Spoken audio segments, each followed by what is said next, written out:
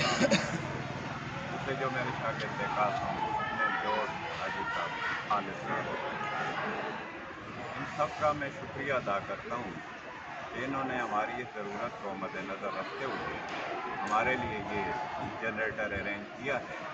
اس طرح محمد حسن نے کہا کہ یہاں پر اکثر بجلی کا بریک ڈاؤن ہوتا ہے اور وہ بریک ڈاؤن بھی کافی طویل ہوتا ہے، 8 سے 2 بجے تک ہوتا ہے۔ تو تعداد ہمارے ہاں تقریباً بچوں کی 1100 ہے۔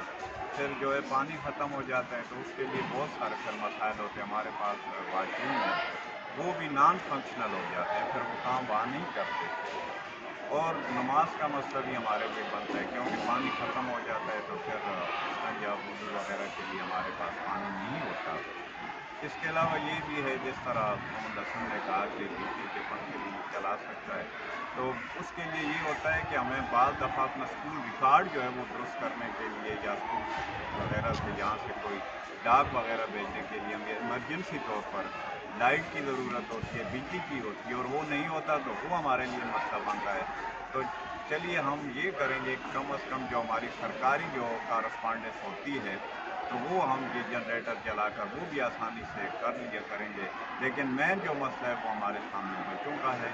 اور اس کے لیے میرے ان بھائیوں نے، خاص کر مولانا داؤد خان صاحب نے، جو میرے بھائی ہیں خالد صاحب، ان کے بھائی عامر، وہ میرے شاگرد ہیں، میں نے ان سے بات کی تھی تو انہوں نے کہا کہ ٹھیک ہے جی انشاءاللہ ہم آپ کے لیے یہ ارینج کر لیں گے۔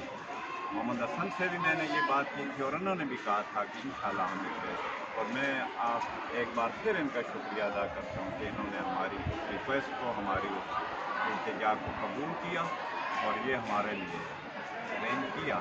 میں ان کا شکریہ ادا کرتا ہوں اور اپنے رب سے دعا کرتا ہوں کہ اللہ تعالیٰ ان کو جزائے خیر دے، ہر قسم کی مصیبت سے انہیں بچائے۔ جس طرح یہ فلاحی کاموں میں لگے ہوئے ہیں، یہی اسلام کی اصلی روح ہے۔ ان فلاحی کاموں کو بتدریج احسان انجام دینے کی اللہ تعالیٰ ان کو توفیق عطا فرمائے۔ میں ان سب کا بہت بہت شکریہ ادا کرتا ہوں۔ اللہ تعالیٰ ان کو بخیر و عافیت رکھے، آمین۔